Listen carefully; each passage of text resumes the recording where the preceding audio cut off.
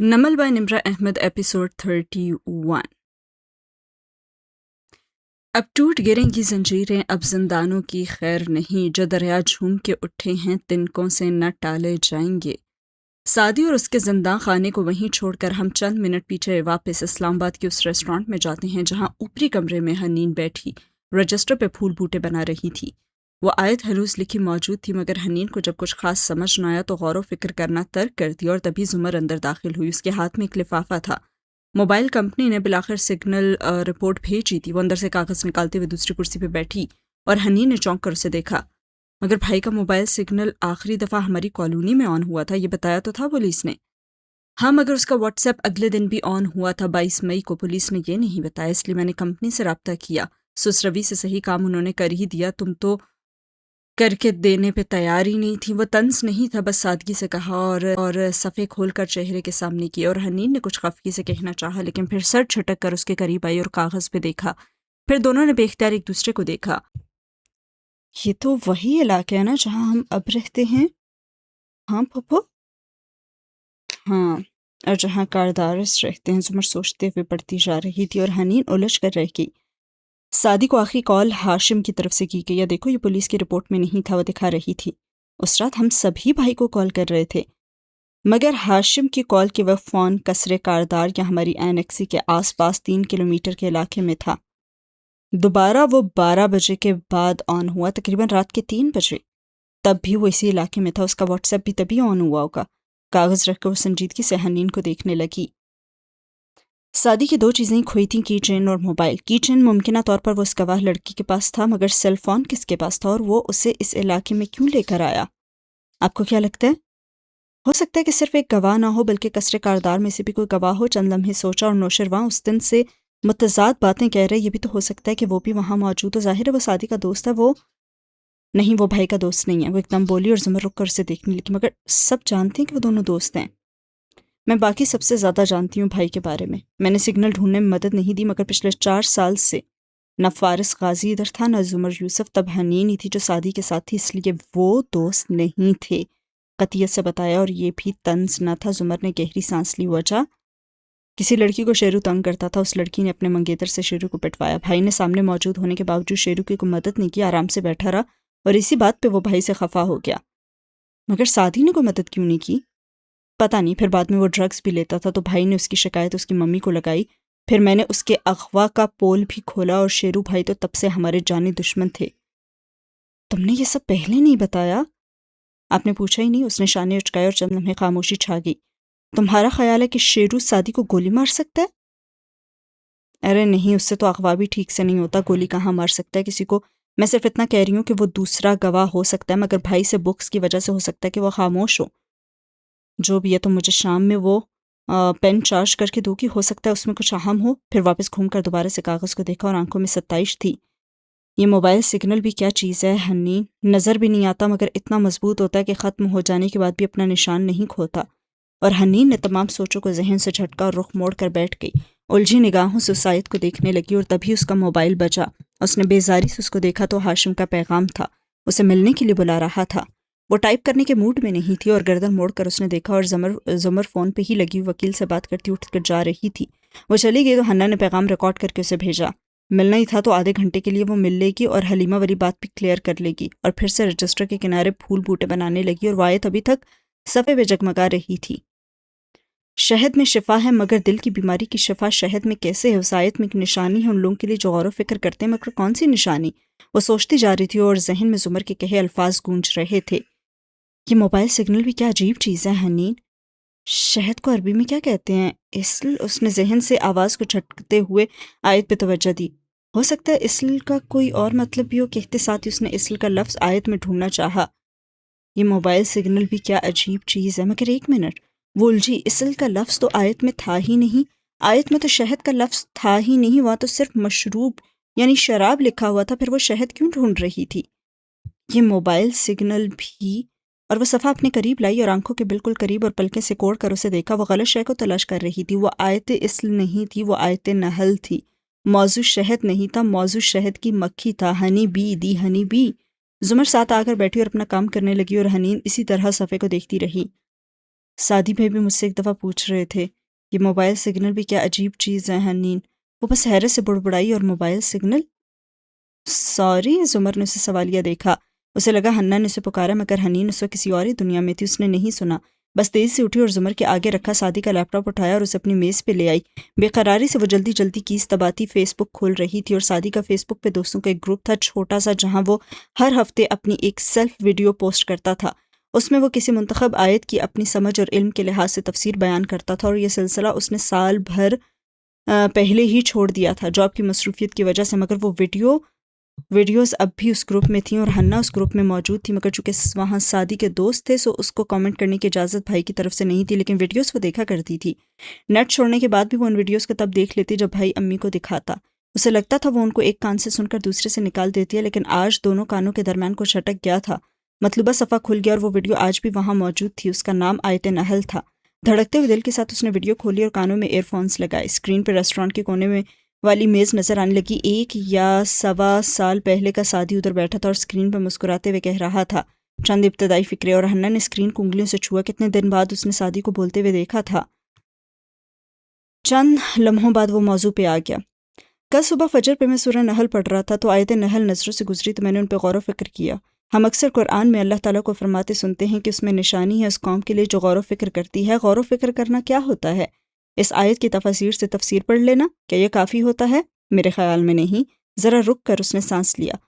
غور و فکر کہتے ہیں تفتیش کو، جیسے انگریزی فلموں میں سراغ رساں حضرات چھوٹے چھوٹے کلوز کا تعاقب کرتے ہوئے مجرم تک پہنچتے ہیں۔ میرے نزدیک قرآن میں غور و فکر کرنا بھی مٹیریل ایویڈنس کو فالو کرنے جیسا ہے، یعنی ٹھوس شواہد کا پیچھا کرنا۔ ٹھوس شواہد میں ہر وہ چیز آتی ہے جو ٹھوس ہو، جسے آپ چھو سکیں، جیسے ایمان، کفر، شرک، روزہ، نماز۔ یہ ٹھوس چیزیں نہیں ہیں، مگر سمندر، پانی، جانور، شہد، یہ ٹھوس چیزیں ہیں۔ سو آیت نحل کو پڑھتے ہوئے میں نے سوچا کہ میں اس میں موجود مٹیریل شواہد کا تعاقب کرتا ہوں، شاید تب کچھ سمجھ آ جائے۔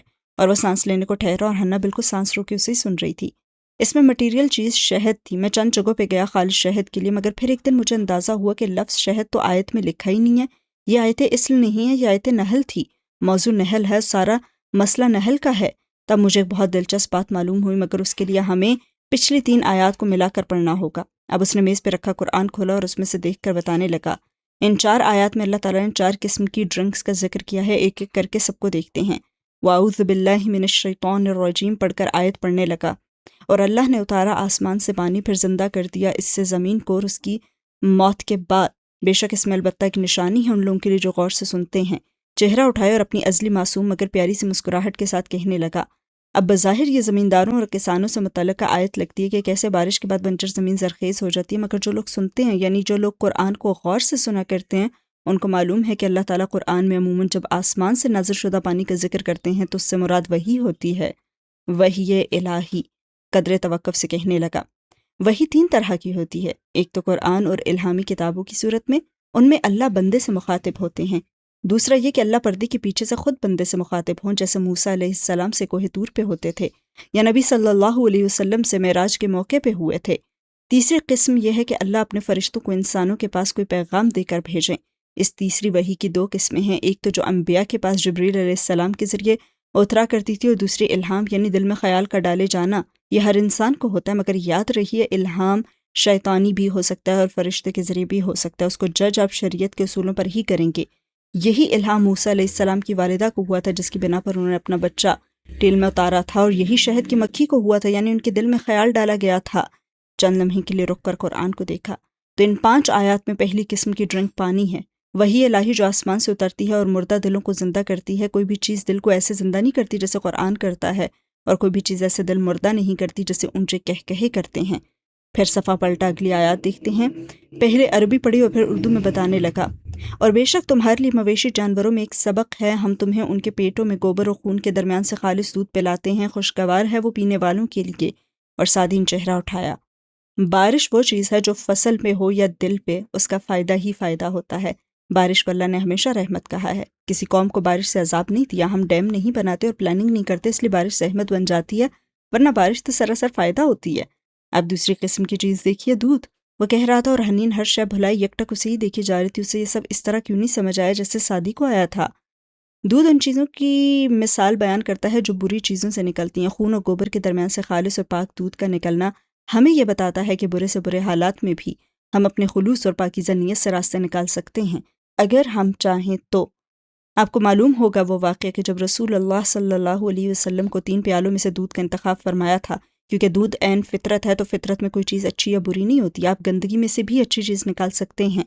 اب تیسری ڈرنک دیکھیے، قرآن سے پڑھ کر سنانے لگا، اور کھجور اور انگور کے پھلوں سے تم بنا لیتے ہو نشہ آور چیزیں اور اچھا رزق، بے شک اس میں ایک نشانی ہے اس قوم کے لیے جو عقل رکھتی ہے۔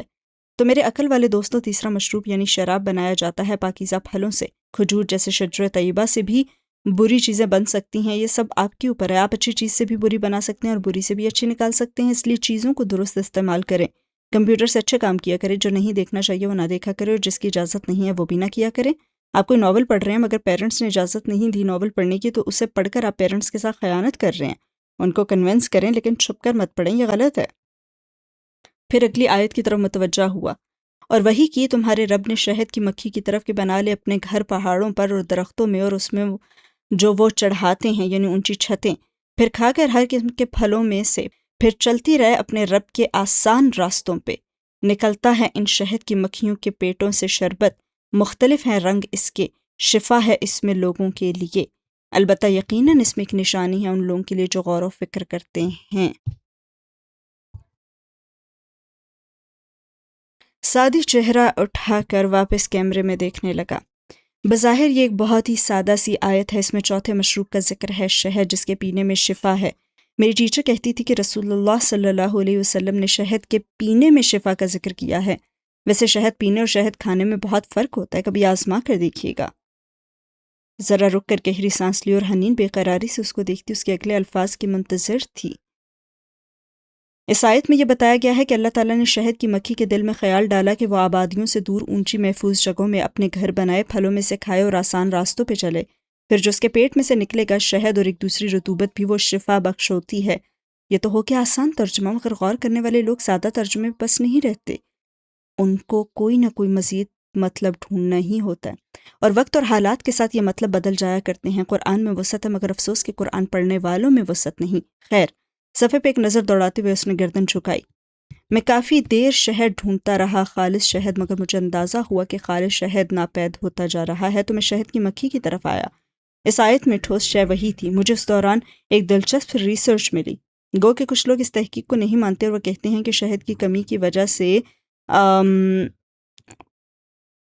بائیو پیسٹیسائڈز کا بے دریغ استعمال ہے، لیکن میں اس تحقیق کو مان سکتا ہوں کیونکہ مجھے اس میں اور اس آیت میں ایک لنک نظر آتا ہے۔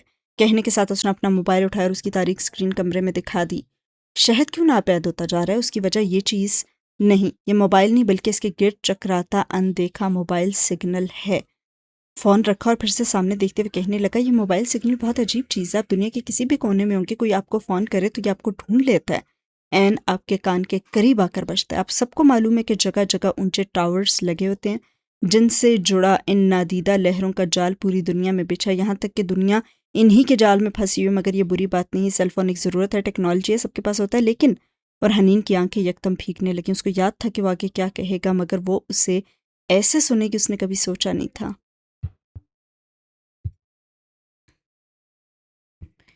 لیکن ہوا یوں کہ شہد کی مکھی اللہ کے حکم پہ دور پہاڑوں اور درختوں میں اپنا گھر تو بنا لیتی ہے، وہ سارا دن باہر پھرتی بھی ہے، ہر پھول پھل پہ جا کر بیٹھتی ہے، اس کا رس لیتی ہے اور پھر وہ واپس اپنے گھر جاتی ہے، اور نہیں یہیں رک جائیں، کیونکہ جب بچپن میں آپ نے عمل بڑھا تھا تب شہد کی مکھیاں گھروں کو لوٹتی تھی، مگر آج 2014 میں ایسا نہیں ہوتا۔ وجہ ہے یہ، اور اس نے موبائل کی طرف اشارہ کیا۔ جب مکھی گھر سے نکلتی ہے تو اس کو اپنے گھر کا راستہ مقناطیسی لہروں کی مدد سے یاد رہتا ہے۔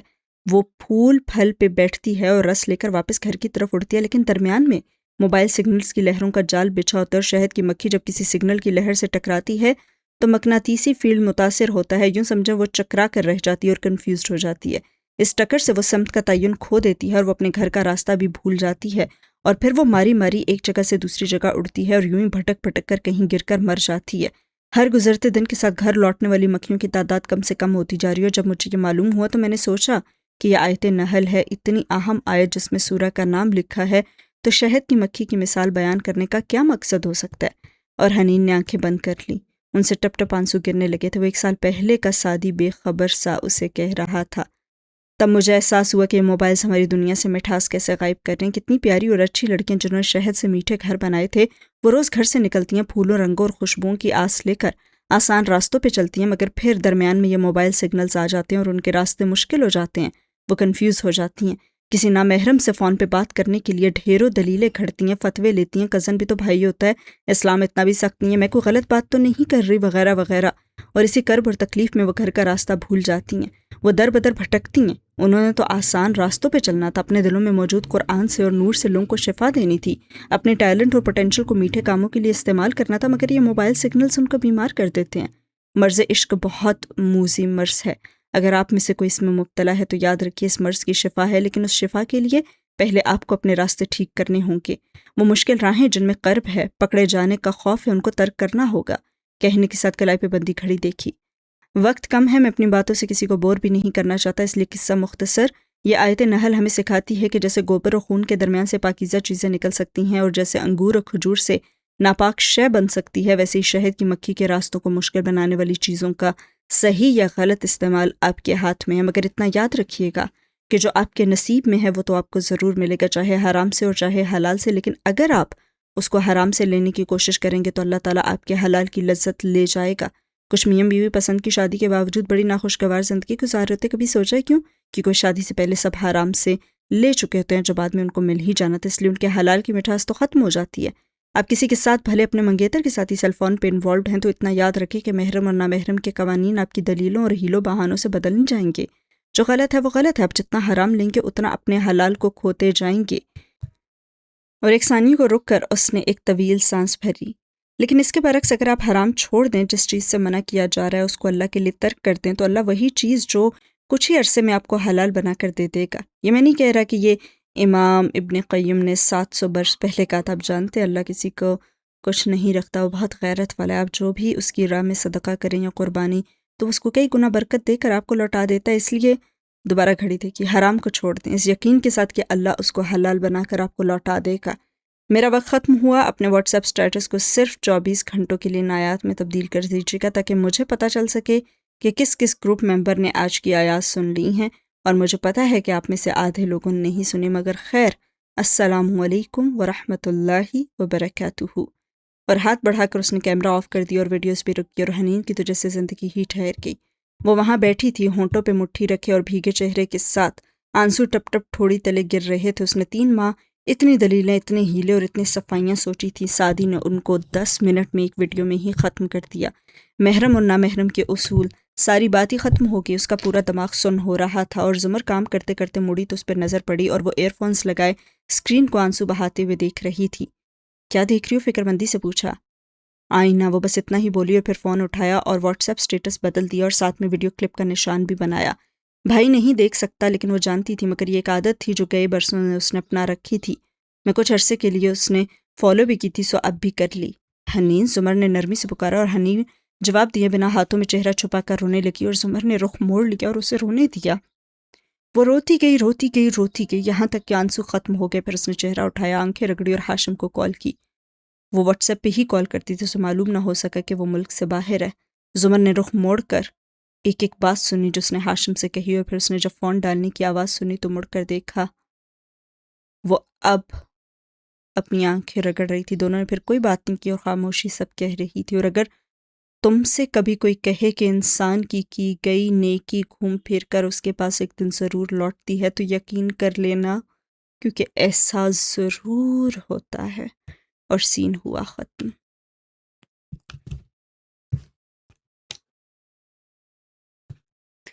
کلب کے لاؤنج میں روشنی مدھم تھی۔ باہر کاؤنٹر کے ساتھ نوشرواں اونچے سٹول پہ بیٹھا تھا اور مسلسل دونوں ہاتھوں سے موبائل کے بٹن دبا رہا تھا۔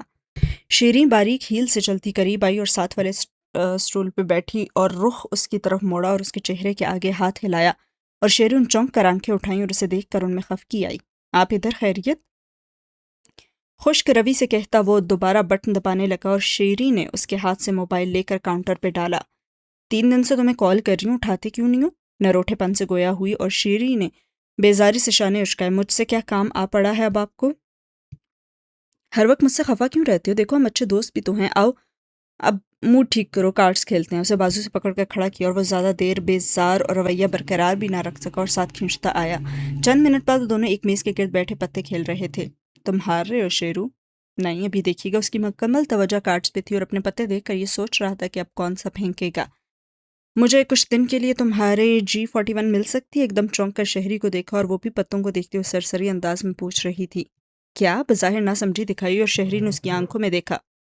اتنے ڈم مت بنو، تمہاری G41 کلاک گن جو پچھلی برتھ ڈے پہ تمہیں ہاشم نے گفٹ کی تھی، میرے سامنے تو تم نے تحفہ کھولا تھا، مجھے دے سکتے ہو چند دن کے لیے؟ کچھ دوستوں میں شو آف کرنا ہے۔ اور شیرو نے پتے میز پہ ڈال دیا اور اسے دیکھنے لگا۔ تو یہ سارا میٹھا انداز اس لیے تھا، اور میں سمجھا کہ آپ کو واقعی میرا خیال ہے۔ خیال ہے تو دوست سمجھ کر ایک گن مانگ رہی ہوں، نہیں دینی تو نہ دو، غصہ کیوں کر رہے ہو؟ اور نوشرواں کے حلق میں کانٹے آ گئے۔ میرے پاس G41 نہیں تھی، 45 تھی۔ ماڈل تو ٹھیک سے یاد رکھا کریں۔ سر جھٹک کر ادھر ادھر دیکھا اور ہتھیلیاں نم تھی اور رنگت بدل رہی تھی، اور شہرین کارڈز رکھ کے آگے ہوئی اور بغور اس کی آنکھوں میں جھانکنے لگی۔ ریلی؟ مجھے تو G41 یاد پڑتی ہے۔ تو پھر آپ اپنی یادداشت کا علاج کروائیں، کیونکہ میرے پاس ایسی کوئی گن نہیں ہے۔ سنا آپ نے؟ بھڑک کر کہتے ہوئے اٹھا اور پیشانی بھی تر ہو رہی تھی اور آنکھوں میں بے چینی سی تھی، اور شہری نے گردن اٹھا کر دلچسپی سے اسے دیکھا۔ ٹھیک ہے، مجھے غلط یاد ہوگا، ایک گن ہی تو ہے، اس میں اتنا غصہ کیوں دکھا رہے ہو؟ وہ میز پہ دونوں ہاتھ رکھ کر سر جھکا کر اور سرخ آنکھوں سے اس کو گھورا اس نے۔ آئندہ میرے راستے میں آنے کی ضرورت نہیں ہے، جائیں۔ فارس کے آگے پیچھے پھریں جیسے میں تو جانتا ہی نہیں ہوں۔ اور شہرین کی رنگت ذرا بدلی اور بے اختیار ادھر ادھر دیکھا۔ وہ اب سیدھا ہو کر مڑ گیا اور باہر کی طرف جا رہا تھا، مگر شہری کو اپنا جواب تو مل ہی گیا تھا، اور سین ہوا ختم۔ وہ رات جب قصرِ کاردار ملحقہ اینکسی پہ اتری تو ستمبر کی گرم اور حب زدہ فضا سے پر تھی۔ نوشرواں اپنے بیڈ پہ بے چینی سے کروٹ بدل رہا تھا اور ذہن میں ہاشم کی باتیں گونج رہی تھیں۔ میرے پاس شہرین سے بڑے مسائل ہیں اس وقت، تم نے جو کہا وہ بہت ہے، مزید اس پہ بات مت کرو، کچھ نہیں معلوم ہوگا اسے۔ البتہ ایک عجیب سی پریشانی اس کے وجود سے لپٹی تھی، کیا یہ مسئلہ کبھی ختم نہیں ہوگا؟ سعدی یوسف کا آصف اس کا پیچھا کب چھوڑے گا؟ اس کمرے سے دور ہٹو تو اینکسی کی تقریباً تمام بتیاں بجھی ہوئی تھیں اور فارس سو رہا تھا جب زمر احتیاط سے کمرے سے نکل آئی۔ تہہ خانے میں آ کر دروازہ لاک کیا، دروازے ساؤنڈ پروف تھے، اور پھر جلدی سے فرش پہ بیٹھی ہنا تک آئی۔ کیسے چارج کیا پین؟ لیپ ٹاپ سے، اس میں 2 ویڈیوز ہیں، ایک جج صاحب کی ہے، میں نے ابھی وہی شروع کی تھی، دیکھیں۔ وہ ویڈیوز دیکھنے کے بعد دونوں نے اف جھرجھری لیو، پھر ہنا نے دوسری ویڈیو کھولی۔ اب دونوں فرش پہ بیٹھی تھی اور سامنے اسکرین کو چہرہ جھکائے غور سے دیکھ رہی تھی۔ منظر کھلا اور ایک راہداری سی نظر آئی۔ آفس کے باہر منظر، ٹیبل کے پیچھے موجود سیکریٹری، ڈیسک، کیلنڈر پہ واضح لکھی تاریخ 21 مئی۔ خاور اور ایک ساتھ گارڈ کیمرے کے آگے پیچھے تھپ تھپا کر چیک کر رہے تھے، اور ایک موبائل چابیاں نکال کر سیکریٹری کی ٹوکری میں رکھی۔ سادی آواز پس منظر سے آئی۔ حنین کے آئیبرو اٹھے۔ بھائی نے کوٹ کی فرنٹ پاکٹ میں ڈالا ہوا ہے پین، اور یہ ہاشم کا آفس ہے، وہ اس کی تلاشی لے رہے ہیں؟ پھر اوکے کے سگنل کے بعد کیمرہ آگے بڑھتا گیا اور زمر کی آنکھوں میں تعجب ہوا۔ وہ ڈیٹیکٹر سے چیک کر رہے تھے تو پین کیوں نہیں پکڑا؟ ماموں کے اس کون آرٹسٹ دوست نے بتایا تو تھا یہ پین نہیں پکڑا جاتا۔ خاور اسلحہ یا وائر ڈھونڈ رہا تھا، اسے لگا ہوگا کہ یہ عام پین ہے، اور ہاشم کا مہمان تھا، خاور اس کا کوٹ تو نہیں اتروا سکتا تھا۔ دونوں کی نظریں اب اسکرین پہ ٹھہر گئیں، اور اندر آفس میں تینوں کاردارس تھے۔ خاور تھا، سادی نیکلس میز پہ رکھ رہا تھا، تہہ خانے میں لگی گھڑی کی ٹک ٹک واضح سنائی دے رہی تھی، اور سادی قتل عمد کے بارے میں اسلام کے دونوں مذاہب کا نقطہ نظر بتا رہا تھا، اور گھڑی کا پینڈولم مسلسل جھول رہا تھا دائیں بائیں۔ وہ سادی کو 30 کروڑ دے رہا تھا، اور جواب میں سادی نے اس کے بھائی کی قیمت 60 کروڑ لگائی تھی۔ کونے میں چھوٹے سے باتھ روم کی ٹوٹی سے پانی لیک ہو رہا تھا، ٹپ ٹپ۔ ہاشم اب سادی کو جج کو بلیک میل کرنے والا قصہ سنا رہا تھا اور فائل دکھا رہا تھا، اور تہہ خانے میں پنکھے کی ہوا سے دیوار پہ لگے کاغذ ہلکے ہلکے پھڑپڑا رہے تھے۔ ہاشم اب حنین کے امتحانی مرکز والے وکیل صاحب کو کال کر کے کہہ رہا تھا کہ وہ حنین کا کیس دوبارہ کھلوا سکتا ہے، اور پنکھے کی گڑگڑ مسلسل سنائی دے رہی تھی۔ اب سادی باہر سیکریٹری کے ڈیسک کے ساتھ نوشرواں کو کہہ رہا تھا کہ مرد بنے، اور پھر لفٹ کے دروازے بند ہوتے دکھائی دے رہے تھے، اور اسکرین تاریخ۔ اس وقت اس دنیا میں، اس شہر میں، اس گھر میں اور کوئی آواز نہیں تھی، سانس لینے کی بھی نہیں اور دل دھڑکنے کی بھی نہیں۔ کہتے ہیں جب فرشتے روح نکالتے ہیں تو آواز تک نہیں آتی، مگر کیا کبھی تم نے شیطان کو روح نکالتے دیکھا ہے؟ اس کی بھی آواز نہیں آتی۔ کاردارس نے کیا ہے یہ سب؟ حنین کسی خواب کسی کیفیت میں بولی تھی۔ بھائی کو بھی انہوں نے شوٹ کروایا تھا، بھائی انہی کے پاس ہے۔ زمر فرش سے اٹھ کھڑی ہوئی اور اس نے حنین کو نہیں دیکھا، بس ننگے پیروں سے زینے چڑھنے لگی، اور تہہ خانے کا دروازہ کھلا۔ لاؤنج خاموش پڑا تھا، اور وہ قدم قدم اٹھاتی سیڑھیوں تک آئی۔ اوپر چہرہ اٹھا کر دیکھا، سب دھندلا تھا، اندھیرے اور روشنی کے فلیشز سے چمک رہے تھے۔ کسی منظر کا صاف ہوتا اور کبھی اندھیرا چھا جاتا۔ اس کو گرم گرم آنسو اپنے گالوں پہ گرتے محسوس ہو رہے تھے، اور ریلنگ پہ ہاتھ، اور اس نے اوپر چڑھنا چاہا، اور قدم وزنی تھے، دل بھاری تھا، اور سانس اکھڑتی جا رہی تھی۔ چوتھے زینے پہ وہ رکی اور دوہرے ہو کر چند گہرے سانس لیے، پانی سے لدی آنکھیں جھپکی، اور پھر قدم اٹھائے۔ سر چکرا رہا تھا، اندھیرا، روشنی، پھر اندھیرا، دھواں ہی دھواں تھا۔ وہ اوپر سیڑھی پہ گھٹنوں کے بل گر سی گئی۔ ہاتھ ریلنگ سے پھسلتا نیچے آئے، چہرہ جھکائے تیز تیز سانس لیتے وہ دوہری ہوتی جا رہی تھی اور آنکھوں سے گرم گرم پانی میں روانی آ گئی تھی، مگر ایسے لگتا تھا وہ سب کسی اور کے ساتھ ہو رہا تھا، کسی سلو موشن فلم کی طرح۔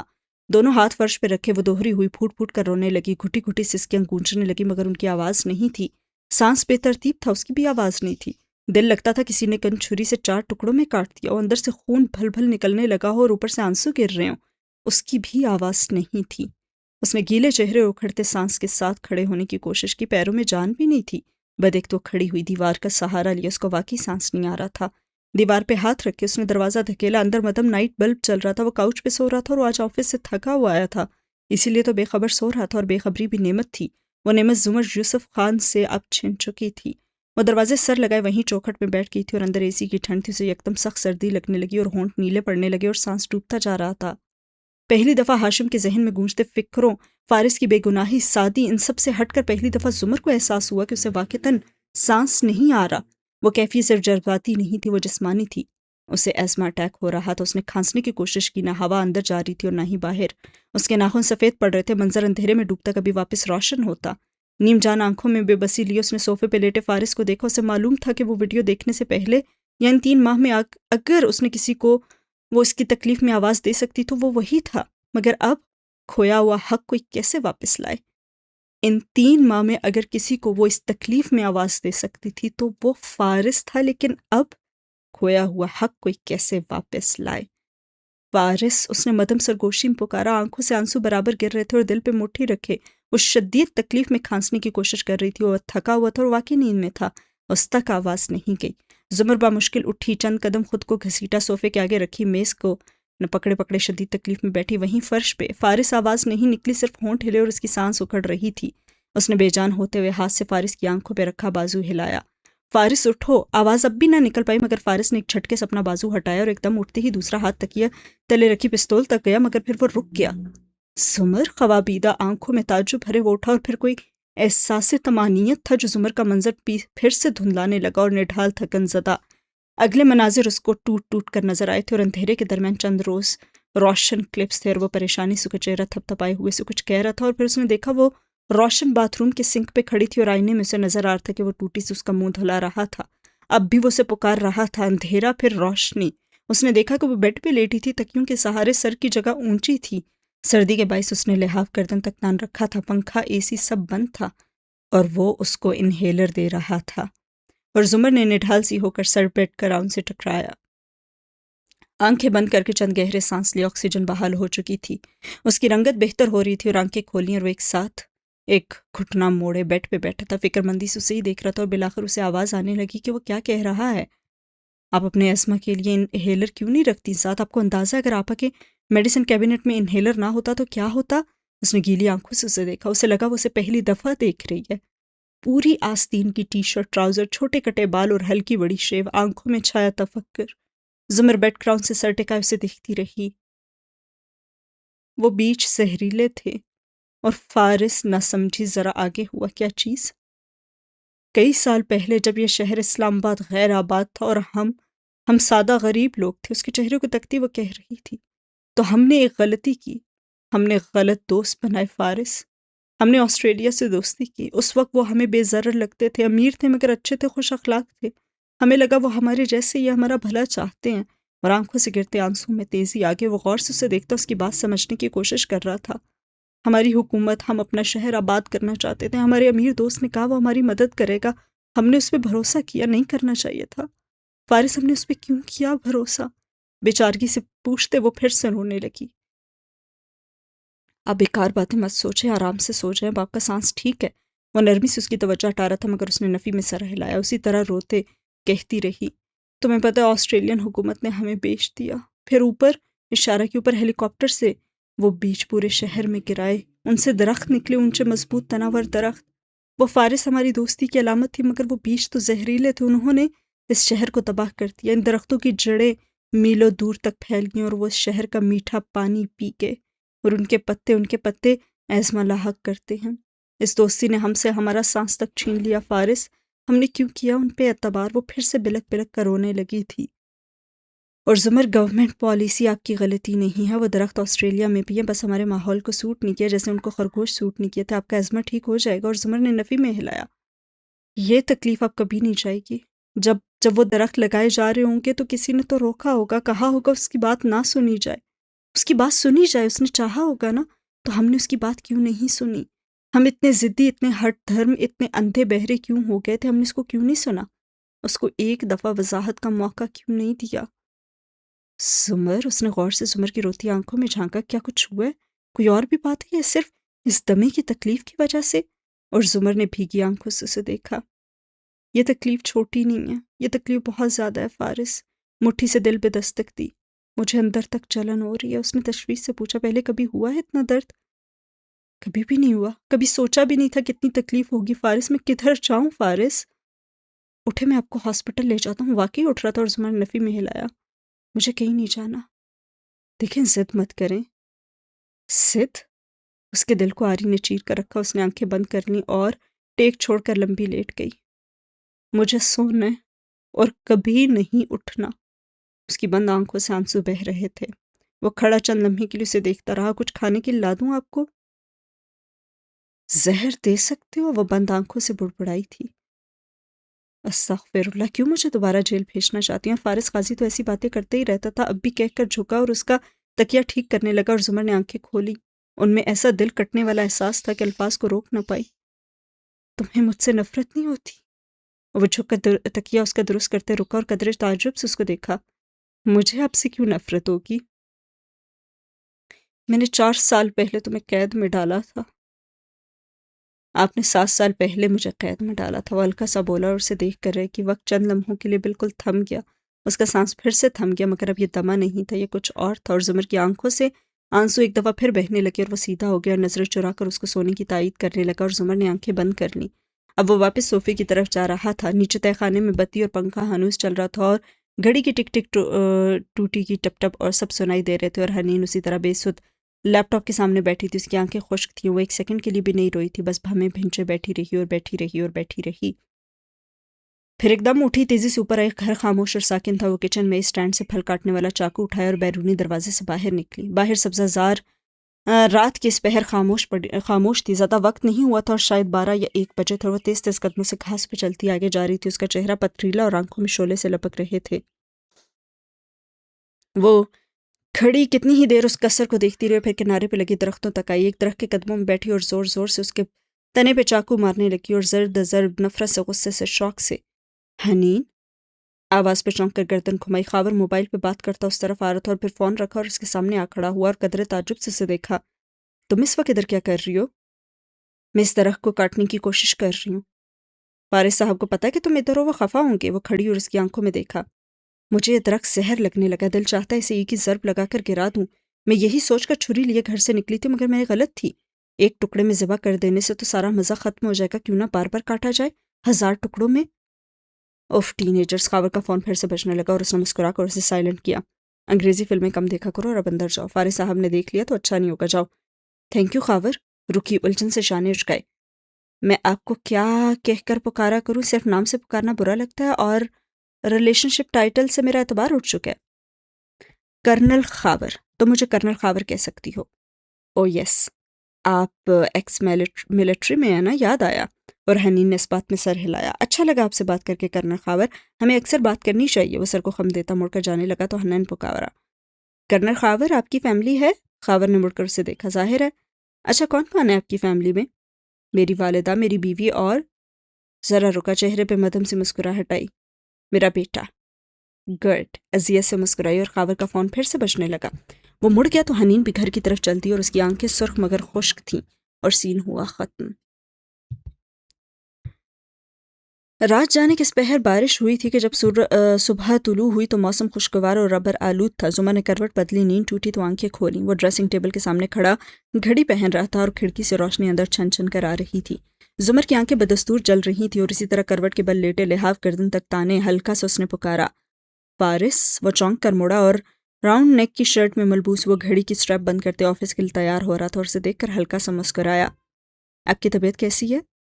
بہتر، وہ رکی، اور آواز خراب گلے جیسی ہی تھی۔ تمہیں کیسے پتا تھا مجھے ازما ہے؟ مجھے آپ کے بارے میں بہت کچھ پتہ ہے، اسی لیے اسٹریپ کا بکل بند کرتے ہوئے اس کے سرہانے آ کر کھڑا ہوا۔ کیا کل کچھ ہوا تھا؟ آپ صرف ایزما کی وجہ سے ایسے نہیں رویا کرتی۔ زمر نے تھوک نکلا اور ذرا سا مسکرائی۔ مجھے سعدی یاد آ رہا تھا اور میں اس سے 4 سال تک تعلق نہ رکھنے پہ گلٹی تھی۔ اب بھی میں بہت بہت گلٹی ہوں فارس۔ اور گلا پھر سے رون تھا۔ وہ مل جائے گا، میں اسے ڈھونڈ لوں گا، یہ میرا وعدہ ہے آپ سے۔ پھر گھڑی دیکھی، میں چلتا ہوں، آپ آرام کیجیے۔ تو مجھے آپ کیوں کہتے ہو؟ اسے عجیب عجیب وقت پہ عجیب عجیب سوال یاد آ رہے تھے، اور فارس نے ایک لمحے کے لیے اس کی آنکھوں میں دیکھا، کیونکہ ہم ایک دوسرے کے لیے اجنبی ہیں۔ اور فارس غازی تو اکثر ہی ایسے باتیں کیا کرتا تھا، لیکن آج سے پہلے اتنا درد نہیں ہوا تھا۔ اور زمر نے اس بات میں سر ہلایا۔ کل رات کے لیے شکریہ۔ اور اس نے محض سر کو خم دیا اور مڑ گیا، مگر جاتے جاتے اس نے ایک دفعہ پھر زمر کو غور سے دیکھا۔ کچھ تو ہوا ہے اس کے ساتھ، کچھ بدل گیا، لیکن کیا وہ سمجھ نہیں پا رہا تھا۔ چند گھنٹے مزید گزرے تو وہ تھکے تھکے قدموں سے چلتی سیڑھیاں اترتی دکھائی دی۔ بڑے ابا کے کمرے سے ملحقہ اسٹڈی کا دروازہ کھولا تھا اور نیچے کشن رکھ کر نیم دراز حنین نظر آ رہی تھی۔ وہ ادھر آئی، دروازہ بند کیا اور کاؤچ پہ آ بیٹھی۔ دونوں نے خالی ویران نظروں کا تبادلہ کیا۔ میں نے پین سے وہ فلم مٹا دی اور اس کو 7 مختلف جگہوں اور CDs میں ڈال کر محفوظ کر دیا۔ آپ کیسی ہیں؟ تم کیسی ہو؟ حنا نے شانے اچکائے۔ میں شاکڈ ہوں۔ چند لمحے خاموشی سے گزر گئے اور زمر اپنے ہاتھوں کو دیکھ رہی تھی اور حنا چھت کو۔ میں شروع میں فارس کو اچھا سمجھتی تھی، مگر پھر میری فیلنگز بدل گئیں۔ میں شروع میں ہاشم کو برا سمجھتی تھی، مگر پھر میری فیلنگز بدل گئیں۔ اور زمر نے کرب سے آنکھیں بند کیں۔ میں نے اس پہ بالکل اعتبار نہیں کیا۔ میں نے اسی پہ اعتبار کیا، حنین چھت کو دیکھتے مکان کی انداز میں بولی۔ میں نے اس کی کوئی بات نہیں سنی حنا، میں صرف اسی کو سنتی رہی، حنا یہ کہہ رہی تھی۔ اور زمر نے کہا، مجھے نہیں پتا تھا وہ ایسا نکلے گا حنین۔ اور حنین نے بھی کہا، مجھے بھی نہیں پتا تھا وہ ایسا نکلے گا۔ میں نے اس کا یقین کیوں نہیں کیا حنا؟ میں نے اس کا یقین کیوں کیا پھپھو؟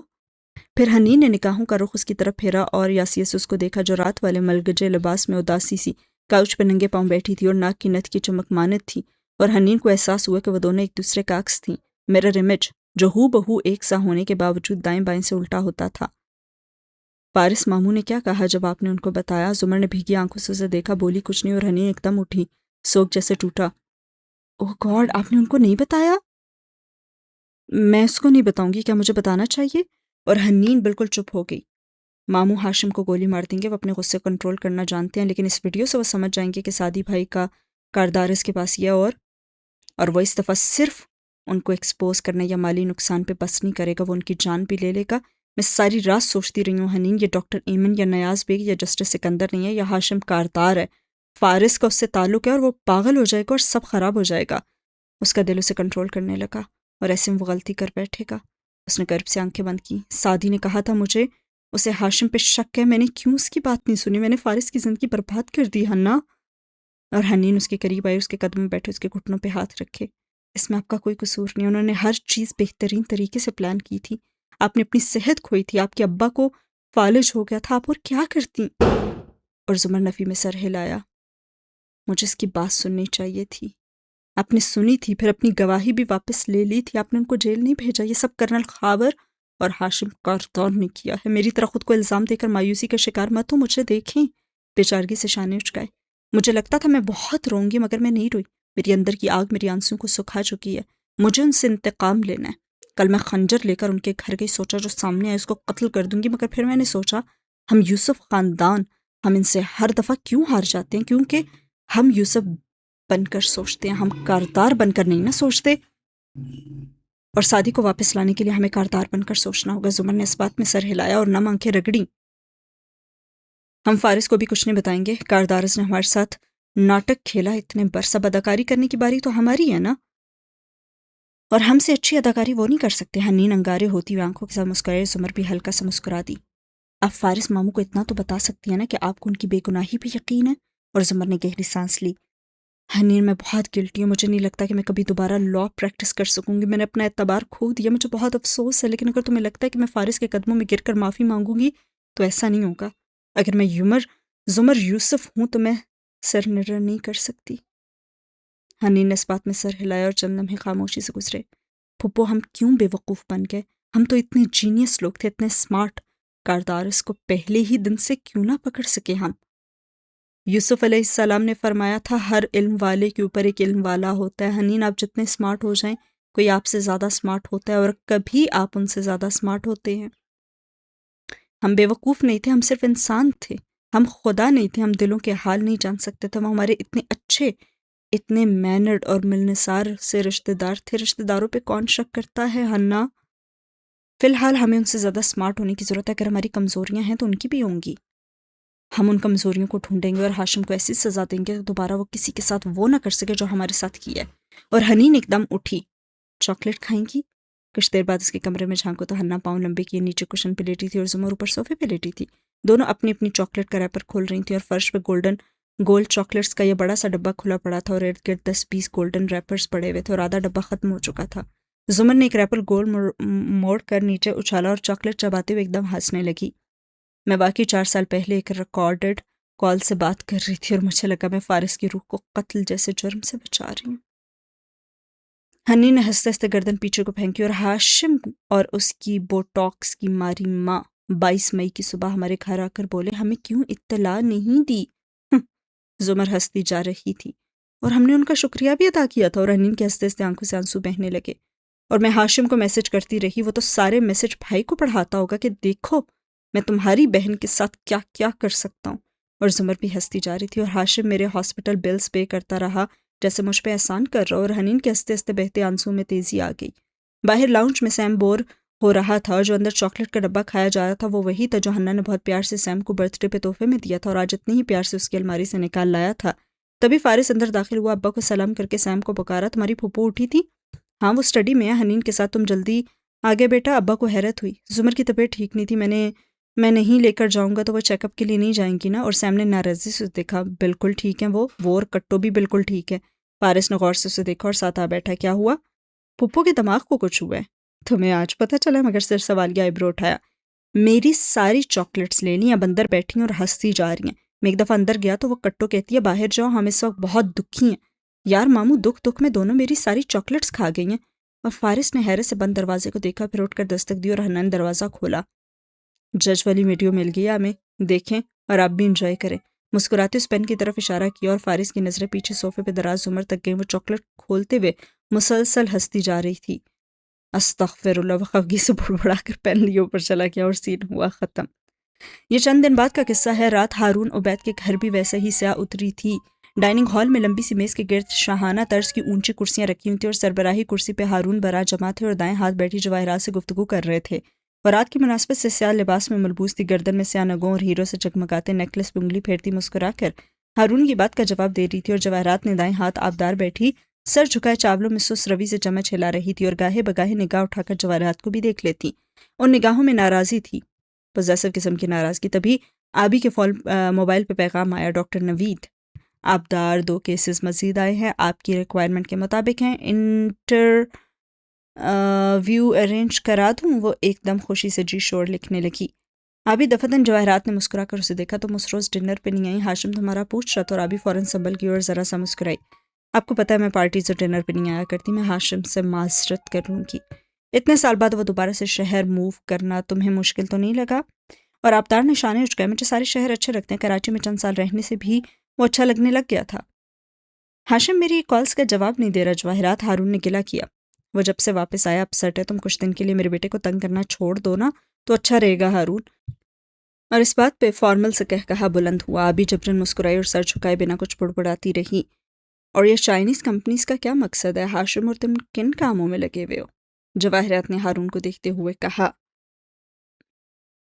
آبدار نے سرکے کی بوتل اٹھائی، بوتل چھوٹی تھی مگر اس پہ کوئی ٹیگ نہیں تھا۔ اس نے اپنے گلاس میں تھوڑا سا ڈالا، پھر مصروف سے انداز میں جواہرات کے واٹر گلاس میں ڈیلا، اسے پورا بھرا۔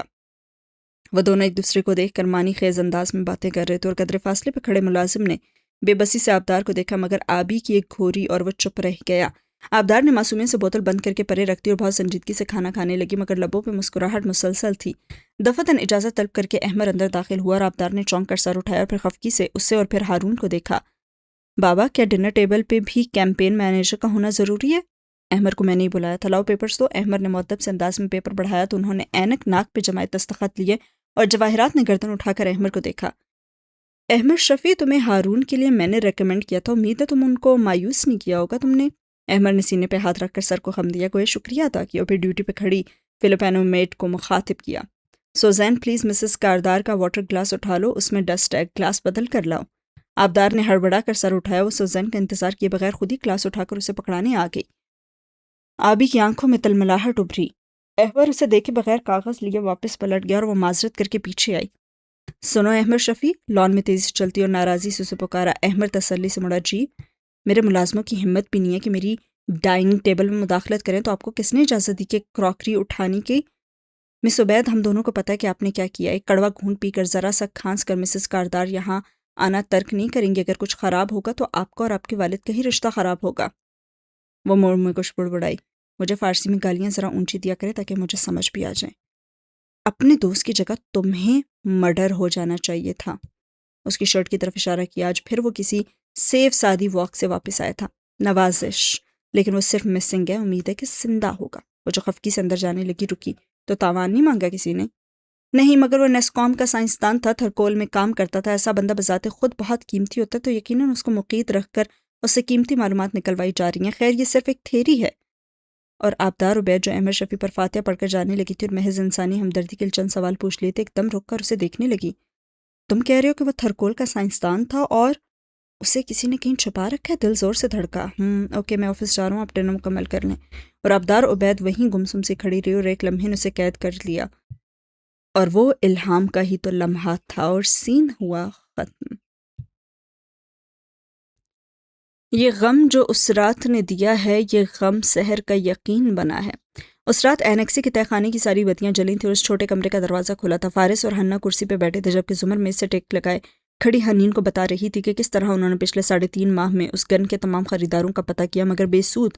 جائے وقوع کے آگے پیچھے CCTV کیمرے چیک کروائے، مگر ہر جگہ سے ریکارڈنگ صاف ملتی، ambulances, air ambulances, private doctors, Saadi کے ہر ممکنہ دوست ایک ایک سے جا ملے، وہ بتائی جا رہی تھی اور حنین سن رہی تھی۔ کیا جنگ میں جانے والے اور پیچھے رہ جانے والے برابر ہو سکتے ہیں؟ جب وہ خود کو ہاشم میں مصروف رکھ رہی تھی، تو یہاں کوئی راتوں کو جاگ جاگ کر ایک ناممکن کام کو ممکن بنانے کی کوشش کر رہا تھا۔ ہاشم، اس نے سر چھٹکا۔ وہ کوئی ٹین ایج کرش نہ تھا کہ حقیقت معلوم ہونے پہ دل سے نکل جاتا اور وہ ہنسی خوشی رہنے لگتی۔ وہ تو مرض عشق تھا اور آج بھی پہلی ہی کی طرح جان لیوا تھا۔ فارس دیوار پہ لگی جج کی تصویر دیکھے جا رہا تھا جب حنا نے پکارا، آپ کو ہسپتال یوں جلانا نہیں چاہیے تھا، اور فارس نے سوالیہ آئی برو اٹھائی۔ آپ کو ان دونوں میاں بیوی کو اندر لاک کر کے ہسپتال جلانا چاہیے تھا۔ اور وہ ہلکا سا اور بہت دن بعد، شاید بہت سالوں بعد، اس نے حنا کو واپس موڈ میں دیکھا تھا، اور پھر آگے ہو کر لیپ ٹاپ کی اسکرین اس کے سامنے کی، اسے کام سمجھایا۔ تم یہ کر لو گی نا؟ شور، یہ تو کوئی مسئلہ ہی نہیں ہے۔ زمر کافی بنانے جا رہی تھی اور آج پوری رات جاگ کر ہر چیز فائنل کرنی تھی۔ جاتے جاتے رکی، حنا تمہارے لیے کریم ڈالوں؟ جی بالکل، حنا نے مسکرا کر کہا، اور زمر بھی مسکرا کر سر ہلاتی چلی گئی، اور فارس نے گہری نظر اس پہ ڈالی اور دوسری حنین پہ، پھر سرسری سے تبصرہ کیا، کسی کی بڑی دوستی ہو گئی ہے۔ اور حنین نے چونک کر اسے دیکھا اور پھر چمک کر بولی، کسی کو بڑی جلن ہو رہی ہے؟ وٹ ایور، اس نے گویا ناک سے مکھی اڑائی، اور حنین مسکرا کر اسکرین کی طرف متوجہ ہو گئی۔ سر شکر کے دل کی حالتیں راز ہی رہتی ہیں، ورنہ بہت سے لوگ مشکل میں پڑ جاتے۔ اوپر زمر کچن میں کھڑی کافی بناتے ہوئے ندرت سے معمول کی باتیں کر رہی تھی، اور کھڑکی سے قصر کی پشت اور ہاشم کی بیلکنی دکھائی دے رہی تھی۔ زمر نے رخ بالکل موڑ لیا، اور کم از کم اگلے کچھ دن تک وہ ان کو دیکھنا بھی نہیں چاہتی تھی، ورنہ خود پہ قابو رکھنا تو مشکل ہی ہو جاتا، اور ابھی خود کو تیار کرنا تھا اور مضبوط کرنا تھا، اور ایک لمبی اداکاری کے لیے۔ اور سین ہوا یہاں پہ ختم۔ 2 ہفتے بعد جب ستمبر دم توڑ رہا تھا اور حبس اور گرمی کافی حد تک کم ہو چکی تھی، اینیکسی پہ شام پھیلی تھی۔ فارس اپنے کمرے کے باتھ روم کے سامنے ہی کھڑا تھا، اور آئینے میں خود کو دیکھتے وہ ریزر سے آہستہ آہستہ شیونگ کریم وائپ کر رہا تھا۔ ایک وائپ، دوسرا وائپ، ایک جگہ ہلکا سا کٹ لگا تو وہ رکا، انگلی سے خون کی ننھی بوند کو چھو کر دیکھا، اور آنکھوں میں وہی سرد مہری تپش تھی۔ میں نے تمہیں اپنے چیمبرز میں صرف اس لیے بلایا فارس غازی، تاکہ تم وہاں تماشا نہ کرو۔ میز کے سامنے ہتھکڑی میں کھڑا تھا، اور میز کے پیچھے کھڑے جج کپ میں ٹی بیگ کھولتے ہوئے کہہ رہے تھے، اب کہو جو تم نے کہنا ہے اور پھر خاموشی سے غائب ہو جاؤ۔ فارس نے بلیڈ رکھا اور ٹوٹی کھولی، جھک کر ہاتھوں کے پیالے میں پانی بھرا اور چہرے پہ ڈالا۔ ٹھنڈا پانی چہرے کو دھوتا، کچھ اپنے آئینے میں بھی گراتا رہا، کچھ چھینٹے اس نے آئینے پہ بھی گرائے، اور پھر وہی منظر۔ میں یہ نہیں کہوں گا کہ بے گناہ ہوں، یہ فیصلہ میرا کیس سننے کے بعد آپ کو کرنے، صرف اتنا چاہتا ہوں کہ میرا کیس سنا جائے۔ ہر 14ویں دن کسی قربانی کے جانور کی طرح مجھے کورٹ لا کر ریمانڈ میں توسیع کر دی جاتی ہے، 6 مہینے تک سماعتیں ہی نہیں ہوتی۔ ہتکڑی لگے ہاتھوں کو میز پہ رکھے ہوئے بے بسی سے غصے سے کہہ رہا تھا، تاریخ ملے تو پروسیکیوٹر نہیں آتا، کبھی جج غائب ہوتا ہے، کبھی ہڑتال ہو جاتی ہے۔ میں 2 سال سے 14 دن کی امید پہ جیل میں معلق ہوں۔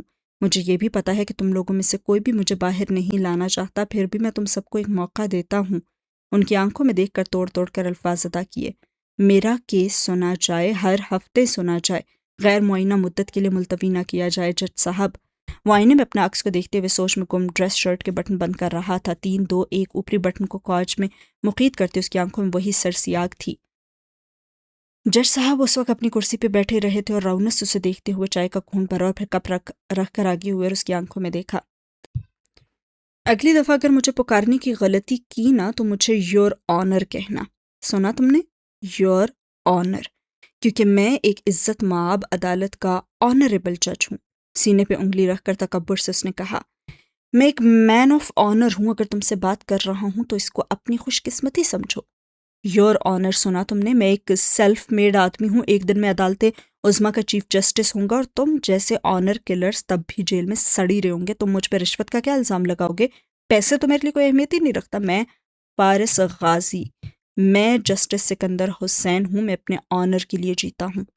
وہ اب کمرے میں ڈریسنگ ٹیبل کے آئینے کے سامنے کھڑا تھا اور گرے کوٹ پہنتے ہوئے اس نے اپنے عکس کو دیکھتے کالر درست کیے، پھر پرفیوم کی شیشی اٹھا کر اپنی گردن پہ سپرے کی، لمحے بھر کے لیے آنکھیں بند کی، خوشبو سی ہر جگہ پھیل گئی، اور پھر وہی منظر۔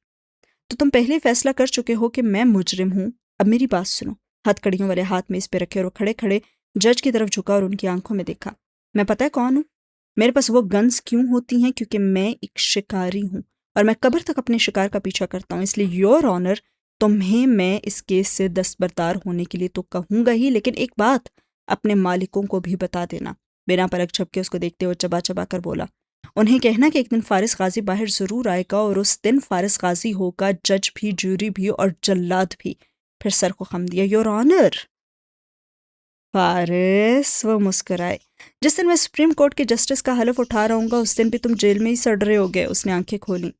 اس واقعے کہ ایک دن بعد اس نے جج کو کیس سے دستبردار ہونے کی درخواست دے دی تھی اور جج ہٹ بھی گیا، لیکن سعدی کے ہاتھ ویڈیو لگ جانے کے بعد سعدی نے سارا کھیل ترتیب دیا اور وہی جج دوبارہ اس کیس کی سماعت کرنے لگا، اور فارس نے آہستہ سے کورٹ کا بٹن بند کیا اور عکس میں اپنے پیچھے زمرہ کھڑی ہوتی ہوئی دکھائی دی، وہ اس کی شرٹ کے کالر کو دیکھ رہی تھی۔ تم ٹائی کیوں نہیں پہنتے؟ فارس نے چہرہ موڑ کر انہی سر تپتی نظروں سے اسے دیکھا۔ کیونکہ ٹائی مجھے پھانسی کے پھندے کی طرح لگتی ہے۔ اور فارس غازی تو ایسی باتیں کرتے رہتا تھا، لیکن آج سے پہلے اتنا درد زمر نے نگاہیں چراتے ہوئے سر چھٹکا، وہ سیاہ ڈریس میں بال ہاف باندھے تیار کھڑی تھی۔ تم تیار ہو؟ پوری طرح، وہ کہتے ہوئے چابیاں اٹھائے دروازے کی طرف بڑھ گیا اور سین ہوا ختم۔ ہال میں وسیع پیمانے پہ ڈنر ٹیبلز لگی ہوئی تھیں۔ ہائی کورٹ بار ایسوسی ایشن کے ممبرز، ججز، سینئر وکلاء، پروسیکیوٹر سب شامل تھے۔ ایک بھورے سوٹ والا شخص جو وکیل نہیں تھا مگر جس طرح آگے پیچھے ہدایات دے رہا تھا، اس سے صاف ظاہر تھا کہ جو ڈنر بظاہر جسٹس سکندر کی طرف سے ہائی کورٹ کا جج مقرر ہونے کی خوشی میں دیا گیا ہے، اس کا فنڈ کرنے والا یہی امیر آدمی ہے۔ ایک میز پر زمر یوسف کھڑی تھی، سیاہ لباس اور ہلکی جیولری کے ساتھ مسکراتے ہوئے جسٹس سکندر کو مبارکباد دے رہی تھی۔ آپ آج کل نہیں نظر آ رہی، سادی والے تلخی بھلائے اس نے اس سے پوچھا۔ جاب ختم ہونے کے بعد کچھ ماہ پرائیویٹ پریکٹس کی تھی، کچھ دن سے وہ بھی چھوڑ دیا، آج کل ہاؤس وائف ہوں۔ مسکرا کر 7 سوٹ میں ملبوس ہینڈسم سے فارس کی طرف اشارہ کیا تو جسٹس صاحب اس کی طرف مڑے اور ایک معنی خیز مسکراہٹ اس کی طرف اچھالی۔ معلوم پڑتا ہے کہ شکاری نئی زندگی شروع کر چکا ہے، گرٹ۔ مسافے کے لیے ہاتھ بڑھایا اور فارس کھلے دل سے مسکرایا اور بڑا ہوا ہاتھ تھاما۔ کر تو چکا ہوں، لیکن انسان اپنے ماضی سے پیچھا نہیں نہ چھڑا سکتا۔ جسٹس صاحب کی آنکھوں میں دیکھ کر اضافہ کیا، یور آنر۔ گٹ گٹ، انہوں نے اس بات میں سر ہلایا۔ ہماری دعوت قبول کرنے کا شکریہ، خوشی ہوئی تم دونوں سے دوبارہ مل کر، تم سے دوبارہ مل کر۔ مجھ سے زیادہ نہیں ہوئی ہوگی، اور بہت مبارک ہو آپ کو یور آنر، بالآخر آپ کو وہ سب ملنے جا رہا ہے جس کے آپ مستحق ہیں۔ جج صاحب نے سر کے خم سے شکریہ وصول کیا اور فخر سے ارد گرد پھیلی تقریب اس عزت اور وقار کو دیکھا جو ہر ایک کی آنکھوں میں اس کے لیے تھا۔ میں نے تمہیں کہا تھا شکاری، ایک دن ہم سپریم کورٹ بار میں ملیں گے۔ فارس ہلکا سا ہنس دیا۔ اور ہاں، تمہارے بھانجے کا افسوس ہوا، لگتا ہے اس نے اپنے قد سے بڑے دشمن بنا لیے تھے، مگر تم اپنا خیال رکھنا۔ کالر چھاڑتے ہوئے آگے بڑھ گیا اور اس سے ہاتھ ملانے کے لیے بہت سے لوگ منتظر تھے۔ طویل میز کے گرد بیٹھے افراد اب اٹھ کر بوفے ٹیبل کی جانب جا رہے تھے اور زمر اپنی جگہ سے اٹھی۔ چند وکلاء حد سماعت میں بیٹھے تھے، سو شائستگی سے فارس کو مخاطب کیا، آپ کو کچھ لا دوں؟ میں آ رہا ہوں۔ وہ اس کے ساتھ اٹھا، وکلاء برادری کو یاد تھا کہ وہ مرڈر ٹرائل کے تحت 4 سال جیل میں رہا ہے، یہ بھی یاد تھا کہ زمر نے اس کے خلاف گواہی دی تھی اور اکثریت کو اس کے گنہگار ہونے کا یقین بھی تھا، لیکن مقدمے، جیل پیشیاں، یہ سب اس کمیونٹی میں اتنا عام تھا، خود ہر ایک پہ اتنے کیسز تھے اور اتنے کیسز میں اس نے ایک دوسرے کو پھنسا رکھا تھا کہ عام لوگوں کی نسبت ان کو اس بات سے فرق کم ہی پڑتا تھا۔ وہ دونوں ساتھ ساتھ چلتے بوفے ٹیبل تک آئے۔ فارس نے جھک کر اس کے کان کے قریب سرگوشی کی۔ مجھے آپ نہ کہا کریں، میں صداقت تھوڑی ہوں۔ زمر نے نظر اٹھا کر اسے دیکھا اور وہ مسکرایا تھا، اور وہ نہیں مسکرائی، چپ چاپ کھانا ڈالنے لگی اور وہ ڈل لگ رہی تھی۔ دفتن ایک ویٹر وہاں سے گزرا اور ریموٹ اٹھاتے اس نے باری باری ریسٹورانٹ میں لگے ہر ٹی وی اسکرین کا چینل بدلا، ایک مخصوص چینل سیٹ کیا اور آواز اونچی کر دی، پھر سر جھکائے فارس کے قریب سے گزرنے لگا تو فارس نے اس کی جیب میں لپٹے ہوئے نوٹ رکھے اور کندھے کو ہلکا سا تھپکا تو وہ آگے بڑھ گیا۔ فارس نے نظر اٹھا کر سی سی ٹی وی کیمرے کو دیکھا جس کا رخ اس کی طرف نہیں تھا اور مسکرایا۔ آج کی شام یور آنر کے نام۔ وہ دونوں واپس طویل میز پہ آ بیٹھے تو جسٹس سکندر ان کے سامنے مگر چند کرسیاں چھوڑ کر بیٹھے تھے اور وقار سے کھڑی گردن اور فخر سے اٹھے کندھوں کے ساتھ وہ کہہ رہے تھے، میں آپ کو بتاؤں جسٹس اسید، ایسے موقع ہر شخص کے کیریئر میں آتے ہیں، لیکن حلال کا ایک لقمہ جو آپ اپنی اولاد کے حلق سے گزارتے ہیں اس کا تو کوئی نعم البدل ہی نہیں ہے۔ وہ کہہ رہے تھے اور باقی افراد نے ہر شے جاننے کے باوجود بھی سر دھنا۔ وہ کہتے ہیں نا کہ گیدڑ کی 100 سالہ زندگی سے بہتر ہوتا ہے شیر کا ایک دن۔ فارس نے مسکراتے ہوئے گلاس لبوں سے لگایا اور جسٹس صاحب اپنا فکرہ پورا نہیں کر سکے کیونکہ زمر نے کانٹا زور سے پلیٹ میں گرایا تھا۔ او گاڈ! چہرہ موڑے وہ اتنا اونچا بولی کہ چند لوگ اسے دیکھنے لگے اور پھر اس کی نگاہوں کے تعاقب میں ٹی وی اسکرین کو دیکھا۔ ریسٹورانٹ کے اس ہال میں 3 ٹی وی اسکرینز نصب تھیں، یہ بڑی بڑی صاف اور واضح اسکرینز تھیں اور سب لوگ اب مڑ مڑ کر ان پہ چلتی نیوز دیکھ رہے تھے۔ نیوز کاسٹر حسب معمول حلق پھاڑ کر اونچا اونچا کہہ رہی تھی، یہ ویڈیو کچھ دیر پہلے انٹرنیٹ پہ پوسٹ ہوئی ہے اور اس کے ساتھ ہی وائرل ہو گئی ہے۔ ہم آپ کو ایک دفعہ پھر سے بتاتے چلیں کہ ویڈیو میں موجود سیاہ کوٹ والے شخص کی شناخت ہائی کورٹ جج جناب جسٹس سکندر حسین شاہ کے نام سے ہوئی ہے۔ اور ریسٹورانٹ میں تو سناٹا ہی چھا گیا تھا۔ جسٹس سکندر ہاتھ میں گلاس پکڑے سن سے گردن اٹھائے ویڈیو دیکھ رہے تھے۔ ایچ ڈی کوالٹی کے صاف اور واضح ویڈیو تھی وہ، جس میں اسٹڈی ٹیبل کے سامنے ایک کرسی پہ او سی پی صاحب نظر آ رہے تھے اور تیز تیز کاغذ پہ کچھ لکھ رہے تھے۔ ان کے سر پہ جسٹس صاحب کھڑے تھے اور غصے سے کچھ کہہ رہے تھے۔ آواز ٹھیک سے نہیں آ رہی تھی مگر آواز کی ضرورت بھی نہ تھی کیونکہ جیسے ہی او سی پی نے کاغذ اور قلم رکھا جج صاحب نے اس کے سر کے پیچھے کھڑے تھے اور کیمرے میں بہت واضح نظر آ رہے تھے۔ ایک دم او سی پی کی گردن میں بازو ڈال کر ان کو جکڑا اور ان سے پہلے کہ ان کا ہاتھ ہٹا پاتے جج نے ایک سرنج اس کے کندھے میں گاڑی۔ او سی پی مزاحمت کر رہے تھے، ان کا بازو ہٹاتے ہاتھ پاؤں مار رہے تھے، لیکن پھر ان کا جسم ڈھیلا پڑتا گیا اور گردن ایک طرف لڑک گئی۔ جج نے سرنج جیب میں ڈالی، کالر جھٹکے او سی پی کا سر کاغذ پہ رکھا، بازو درست کیے جیسے وہ لکھتے لکھتے سو گئی ہوں اور جانے کے لیے مڑ گئے۔ یہ ایک طویل ویڈیو میں سے کاٹا ہوا ایک ننھا سا کلپ تھا جس کی قیمت سعدی یوسف نے فارس غازی کی بریت لگائی تھی۔ اب وہی کلپ ریسٹورانٹ میں ایک نیشنل ٹی وی چینل پہ چل رہا تھا اور جسٹس سکندر کا چہرہ سفید پڑنے لگا تھا۔ پھر لوگ مڑ مڑ کر ان کو دیکھنے لگے، حیرت، شوق اور ایکسائٹمنٹ۔ ان کا الٹا رکھا موبائل مسلسل وائبریٹ ہونے لگا اور ڈنر کے فنڈز نے جلدی سے ویٹر کو اشارہ کیا۔ وہ اب اس سے پچھلے دروازے کا پوچھ رہا تھا اور جسٹس سکندر ایک دم اٹھے، کسی سے بھی نگاہ ملائے بغیر وہ بیرونی دروازے کی طرف بڑھے۔ وکلا ان کے ساتھ لپکے۔ فارس غازی نے زیر لب مسکراہٹ کے ساتھ گلاس سے مزید ایسا ایک گھونٹ بھرا اور دلچسپی سے ارد گرد پھیلی افراتفری دیکھی۔